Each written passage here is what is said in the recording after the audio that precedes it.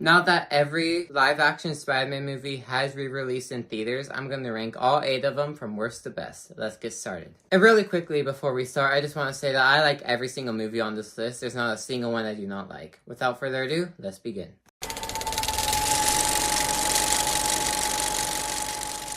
The Amazing Spider-Man. This movie frustrates me sometimes because what I like about this movie is that it's able to capture Spider-Man's humor. The other Spider-Mans, Tobey and Tom Holland, their humor doesn't match Spider-Man, but Andrew Garfield's does. And this movie shows that the best. Better than the second one, which I will dive into, but this one shows Spider-Man's humor. It shows that quirkiness that he has in the comics, the video games. This movie shows that. But it also has some problems. Like, Uncle Ben, he is not likable. Uncle Ben is supposed to be a likable kind of person, but Uncle Ben's not in here. He's kind of mean to Peter sometimes, like he's trying to be that responsible uncle.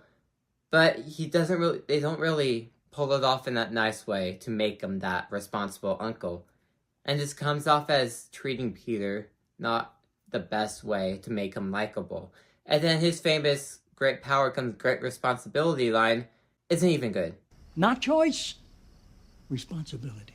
But for the most part, I do enjoy this movie. It is fun enough, you can enjoy it for what it is, but it does have problems here and there.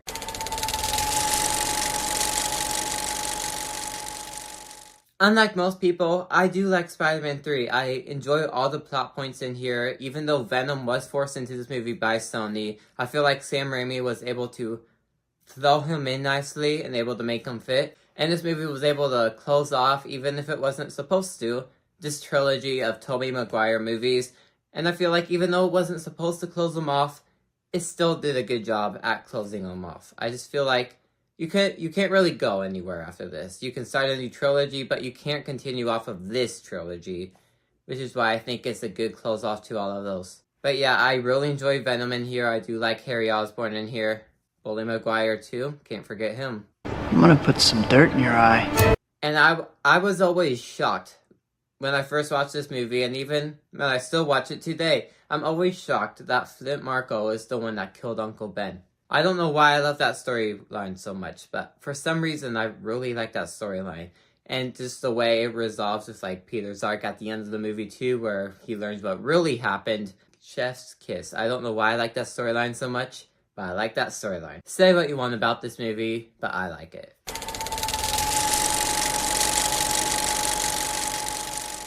The Amazing Spider-Man 2. Some days I love this movie, but this time it goes right here. And I wish I could put it higher. Now, the chemistry between Peter and Gwen is probably the best part of this movie. Their romance together is what makes this movie really good, because Gwen's death at the end of the movie, and we just see those chemistry throughout the entire movie, so once we finally get to that death, it's extremely emotional, especially the way Andrew Garfield plays it. And because of their chemistry too, this movie's extremely funny. It's not just their chemistry together, but that's where most of the humor comes from. We also get some humor with like Aunt May in here, all of that. This movie's extremely funny. It has no right to be this funny, but I find this movie to be really fun with the humor. I love all the plot points in here too. A lot of people say that this movie's crammed with all the plot points it has, but I do not agree with that. Every character's important. Every character has the right in the storyline. Even if it's Peter's arc with Gwen's dad, with the thing he promised, Gwen's death, Harry Osborn, Max, all of these plot points have a meaning. Even Peter searching for his dad. All of it has meaning to it, and this forms together this story. And I do not see how this story is crammed together. Now, if I were to give problems with this movie, Gwen's death is a little brushed over by the end of the movie because they kind of just wanted to finish it. There's a 5-month gap period right there, and I feel like we needed to take time with Peter, like the day right after, just dreading Gwen's death. Even though it is really sad, we need to see that even more. And I feel like there's moments in the movie where it's focusing too much on a certain plot point where we need to focus more on another plot point. But I do not understand the hate for this movie. It's just, I really like it. I want it to be higher on this list, but it doesn't feel right.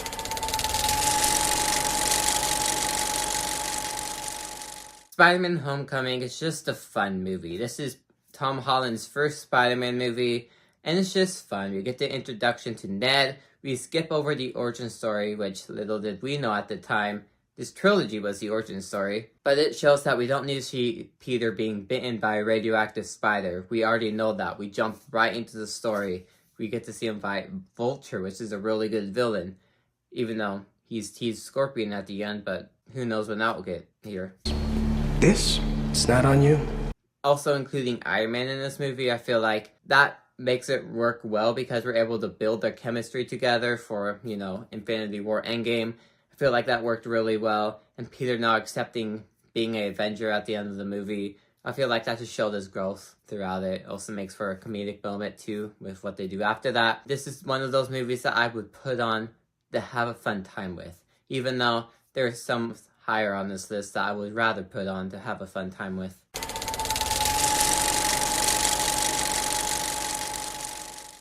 Sam Raimi's Spider-Man. This one did an amazing job at setting up Spider-Man. It was a great start to the trilogy, a great introduce to this character in the live-action movie form, and just everything about this movie's fun, a lot of fun. It's just a great origin to this version of the character. We got that wrestling scene, we get Uncle Ben's death. Just everything about this movie shows how great of this movie is. And this movie aged really well, even though this trilogy is memeable. I missed the part where that's my problem. But I still think it aged really well for what the start of this trilogy was.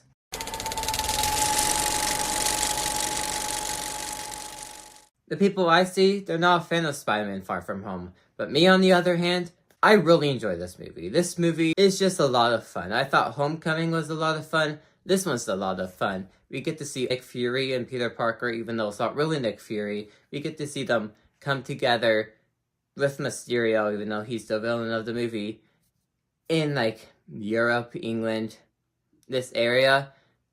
And I really love the plot in here. I always loved this movie, and I never really understood how people did it. Don't forget that amazing post-credit scene that soon teases the later movie. Spider-Man's name is Peter Parker.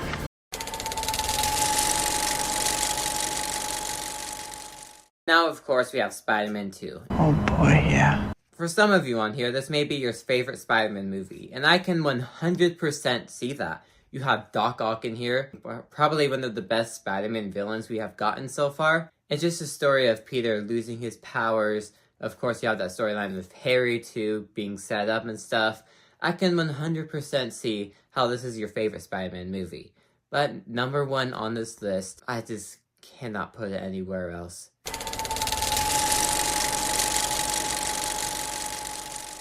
What else could be here? Besides Spider-Man 2, Spider-Man No Way Home is a treat to Spider-Man fans. This is basically concluding all the Spider-Man stuff we have gotten so far and combining it all together to make this big event for Spider-Man fans. What is there not to like about this movie? We get to see Tobey, Andrew, Tom all together. I love you guys. All their villains together too, besides Tom's. And I just really like what they did with this movie here. It's such a great Spider-Man film, which makes it number one on this list, due to it being such a treat to Spider-Man fans, and shows exactly why I like this franchise as a whole. But with that, that was my ranking of all live-action Spider-Man movies. Thanks for watching. If you like this video, maybe these ones on the side will interest you too. Like and subscribe, and see you guys next time. Goodbye.